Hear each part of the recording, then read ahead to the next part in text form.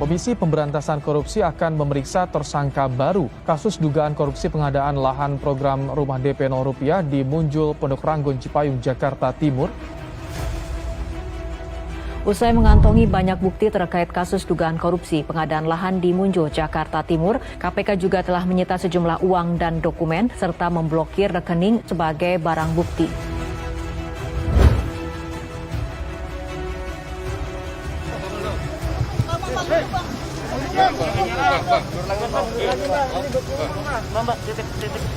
Saya menerima surat undangan klarifikasi.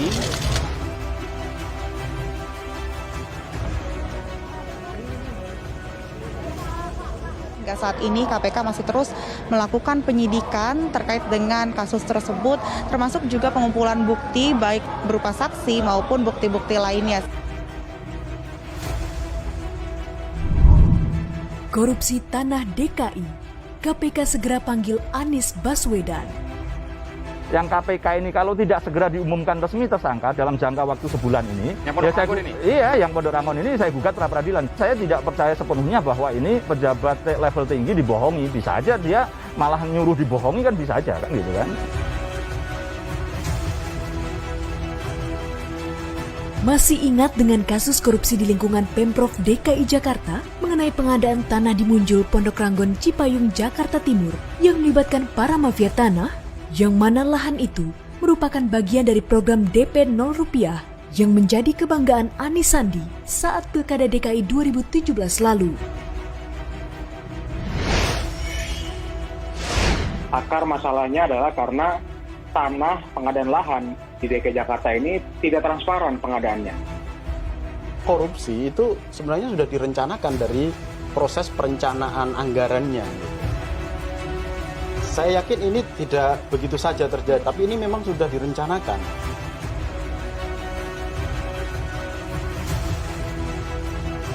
Penyidikan kasus tersebut dikabarkan terus berlangsung hingga saat ini dan diketahui Komisi Pemberantasan Korupsi atau KPK akan memanggil Gubernur DKI Jakarta Anies Baswedan untuk dimintai keterangan.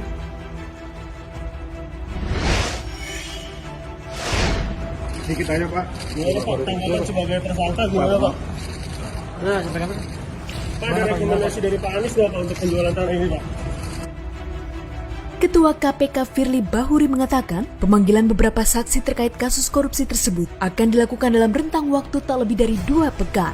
Pemanggilan saksi dilakukan sebagai kepentingan penyidikan, melengkapi alat bukti, atau memberi keterangan sebagai saksi berkaitan dengan tersangka sebelumnya.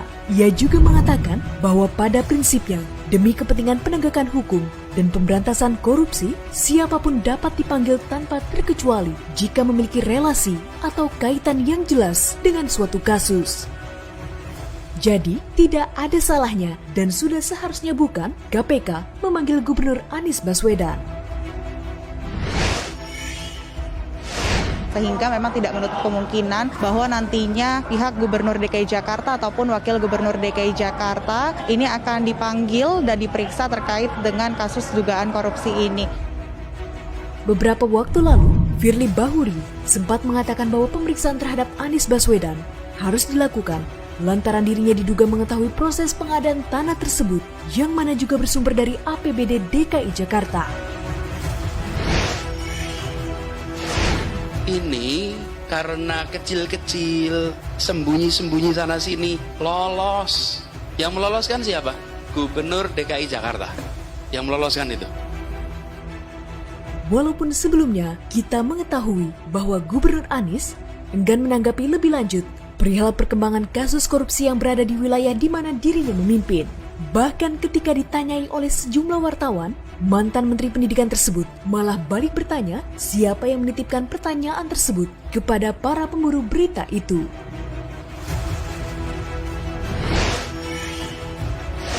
Sudah ada Yuk Pak Joni. Yuk. Pesanan siapa itu? Pertanyaannya.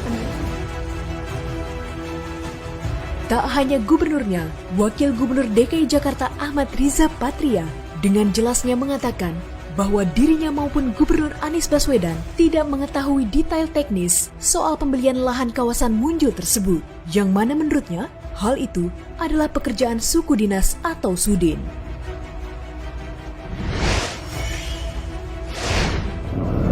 Pak, benar nggak sih Pak proses pengadaan lahan ini diketahui oleh Gubernur Pak? Kami, Pak Gubernur, saya, jajaran itu tidak masuk wilayah-wilayah teknis. Ya. Kami ini membuat kebijakan secara umum, umpamanya kami targetkan pengendalian banjir, membangun, mendukung normalisasi, naturalisasi waduk, pompa dan sebagainya. Secara teknik dinas yang terkait ya. Jika kita berpikir secara logika, tentulah Gubernur Anies sangat paham bagaimana program dan alokasi anggaran pengadaan lahan DKI tersebut berjalan, karena ini merupakan program unggulannya saat Pilkada DKI 2017 silam yang memikat hati rakyat. Bukan kita berbicara membangun rumah, di situ letak bedanya. Kalau kita berpihak pada rakyat kebanyakan, maka kita carikan solusi agar mereka bisa mencari pilihan sesuai dengan yang mereka maui. Tapi kalau kita hanya top down, mengerjakan yang mudah, cukup bangun rumahnya, lalu minta mereka untuk masuk. Di situ perbedaan mendasarnya. Dalam kasus ini, KPK menjerat mantan Direktur Utama Perusahaan Umum Daerah Pembangunan Saranajaya, Yuri Cornelis Pinontoan, Wakil Direktur PT Adonara Propertindo, Anjar Runtunewe, Direktur PT Adonara Propertindo, Tommy Adrian, dan juga menetapkan Korporasi PT Adonara Propertindo sebagai tersangka korupsi. KPK menduga perbuatan keji yang dilakukan para tersangka disinyalir merugikan keuangan negara sebesar 152,5 miliar rupiah.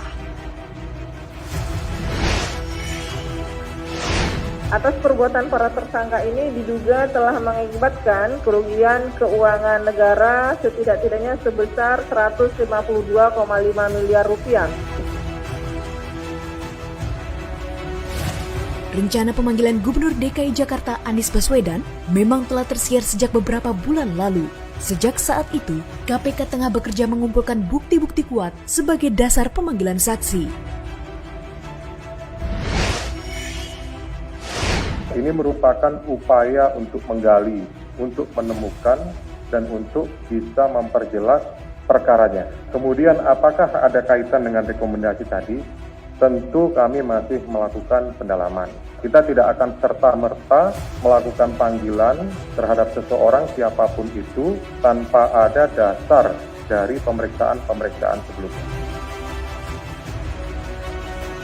Sebagai masyarakat, di tengah kondisi keuangan negara yang tidak stabil karena pandemi, kita berharap agar kasus korupsi yang ditangani bisa diselesaikan oleh lembaga anti rasuah, yakni KPK, demi menghadirkan keadilan bagi masyarakat.